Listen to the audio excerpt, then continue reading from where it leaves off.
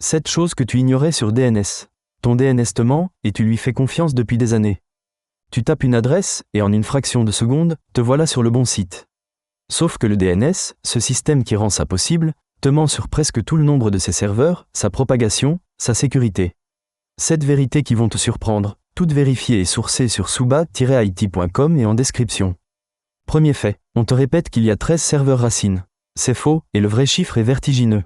On te dit qu'il y a 13 serveurs racines. C'est presque un mythe fondateur d'Internet. La vérité, il y a 13 identités, nommées de A à Monsieur Pourquoi 13 ? À cause d'une vieille limite, un paquet DNS en UDP tenait dans 512 octets, et 13 adresses, c'est tout ce qui rentrait. Mais derrière ces 13 adresses, il n'y a pas 13 machines. Grâce à l'Anycast, la même adresse répond depuis des centaines d'endroits. Fin 2025, on compte près de 1954 instances physiques dans le monde. Et détail savoureux, ces racines ne connaissent aucun site. Elles ne stockent que les délégations vers les extensions, comme .com ou .fr. Ce que tu crois, il existe 13 serveurs racines dans le monde. Ce sont 13 machines physiques. Elles stockent l'annuaire des sites. La réalité, 13 identités AAM, héritées de la limite des 512 octets. Près de 1954 instances physiques via Anycast, fin 2025. Elles ne connaissent que les délégations de TLD, aucun site. Verdict, 13 adresses, presque 2000 machines, l'Anycast fait toute la différence. À retenir, 13 identités, pas 13 machines. Deuxième fait, on te dit d'attendre 48 heures que le DNS se propage. On te ment, tu changes un enregistrement DNS. Et on te dit d'attendre 24 à 48 heures, le temps que ça se propage. Ce mot, propagation, est trompeur. Le DNS ne pousse rien vers personne. Il est tiré, à la demande. Ce qui te fait attendre, ce n'est pas une propagation. C'est le cache. Chaque enregistrement porte une durée de vie, le TTL. Tant qu'il n'a pas expiré, les résolveurs servent l'ancienne valeur. La vraie astuce ? Baisse le TTL à l'avance, avant ton changement. Une fois le petit TTL en place, ta modification devient quasi instantanée. Voilà, la propagation, c'est juste du cache mal compris. Ce que tu crois, le DNS se propage dans le monde en 24 à 48 heures. C'est un délai incompressible. Il faut attendre que ça diffuse partout. La réalité, le DNS est tiré à la demande, il ne pousse rien. Ce qui te fait attendre, c'est le TTL en cache. Un TTL bas posé à l'avance rend le changement quasi instantané. Verdict, baisse le TTL avant de changer, et la propagation disparaît. À retenir, baisse le TTL avant pas de propagation. Troisième fait, en 2008, un homme a montré qu'on pouvait rediriger tout un domaine. En quelques secondes, 2008, Dan Kaminsky révèle une faille dans le COUR du DNS. Pour associer une réponse à sa question, le DNS n'utilise qu'un identifiant de 16 bits. Soit 65 536 valeurs. C'est peu. Avant Kaminsky, on pensait l'attaque limitée une fois la réponse en cache, il fallait attendre l'expiration.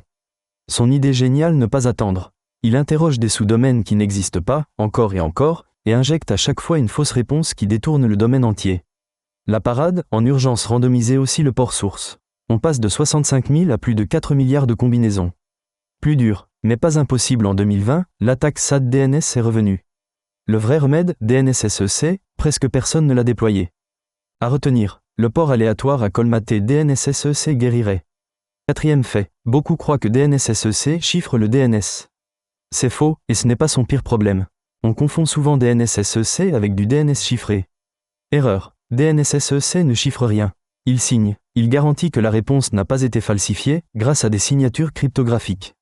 Mais ta requête, elle, reste visible. Ta vie privée n'est pas protégée. Et voilà le plus étonnant, DNSSEC existe depuis 20 ans, et presque personne ne l'utilise. Aujourd'hui, à peine 4 à 8% des domaines sont signés. Et moins d'1% des requêtes sont réellement validées de bout en bout. Le remède au cache poisoning est là, sur l'étagère. On ne le prend pas. Ce que tu crois, DNSSEC chiffre tes requêtes DNS. Il protège ta vie privée. Il est largement déployé après 20 ans. La réalité, DNSSEC signe les réponses, il ne chiffre rien. Tes requêtes restent visibles sur le réseau. 4 à 8% des domaines signés, moins d'1% validés, 2026. Verdict, DNSSEC authentifie, il ne cache rien pour chiffrer, c'est do ou dot. Retenir, DNSSEC signe, il ne chiffre pas. Cinquième fait, le chiffrement qui protège ta vie privée est le même qui cache le malware. DNS over HTTPS, ou DO, chiffre enfin tes requêtes DNS. Ta vie privée gagne, ton fournisseur ne voit plus les sites que tu vises. Bonne nouvelle, mais retourne la médaille, le même chiffrement rend le malware invisible. Pour un pare-feu, une requête DO ressemble à quelqu'un qui lit un article. Impossible à distinguer d'un trafic normal. Pire, DO centralise ta résolution chez quelques géants, et il se déplace dans le navigateur, en contournant les contrôles de ton réseau. C'est pour ça que beaucoup d'entreprises désactivent le DoS par stratégie de groupe. Le chiffrement qui te protège est aussi celui qui les cache. Retenir. DoS protège ta vie privée, aveugle le réseau. 6e fait. Le port 53 sort toujours de ton réseau. Les attaquants l'ont bien compris. Le DNS n'est pas qu'un annuaire. C'est aussi un tuyau discret pour faire sortir des données. Pourquoi ? Parce que le port 53 est presque toujours autorisé et rarement inspecté en profondeur. Un attaquant encode les données volées dans le nom du sous-domaine qu'il demande. Le serveur pirate les décode, puis répond avec ses instructions, cachées dans un enregistrement TXT. Fichier, mot de passe, commande, tout passe par des requêtes qui ressemblent à du DNS normal. C'est une technique répertoriée par Mitrat Esperluet CK. Imagine une porte que le vigile ne fouille jamais. C'est le port 53, et on y glisse des colis. À retenir, le port 53 sort partout, canal caché idéal. 7e fait, un petit paquet DNS peut se transformer en un déluge de plusieurs centaines de gigabits. 300 Gbit, S. L'attaque Spamhaus de 2013, générée par Réflexion DNS. Source Cloudflare et Presse, attaque Spamhaus Cyberbunker, mars 2013. Le DNS est une arme de déni de service. Le principe s'appelle réflexion et amplification. L'attaquant envoie une petite requête à un résolveur ouvert. Mais il ment sur l'adresse source, il met celle de sa victime. Le résolveur répond donc à la victime avec un paquet bien plus gros. Une requête de 60 octets peut déclencher une réponse de 4000. Le facteur d'amplification va de 28 à 54 et grimpe à 70 avec des zones bien choisies. En 2013, l'attaque contre Spamhaus a atteint 300 gigabits par seconde par cette technique. Ironie cruelle, DNSSEC, en signant, grossit les réponses.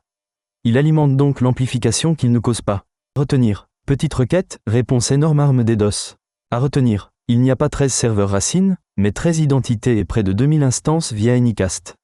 La propagation DNS n'existe pas, ce que tu attends, c'est l'expiration du TTL en cache. En 2008, Kaminsky a rendu le cache poisoning pratique, on l'a colmaté, pas guéri. DNSSEC signe le DNS mais ne le chiffre pas, et presque personne ne l'a déployé en 20 ans. DoS chiffre tes requêtes mais rend le malware invisible et contourne ton réseau. Le port 53 est un canal caché, on y fait passer exfiltration et commande de malware. Une petite requête DNS peut être amplifiée en une attaque DDoS de centaines de gigabits. Le DNS est partout, et il te ment un peu à chaque page. On continue à le décortiquer, épisode après épisode. Abonne-toi, une plongée par semaine dans le côté caché de la tech.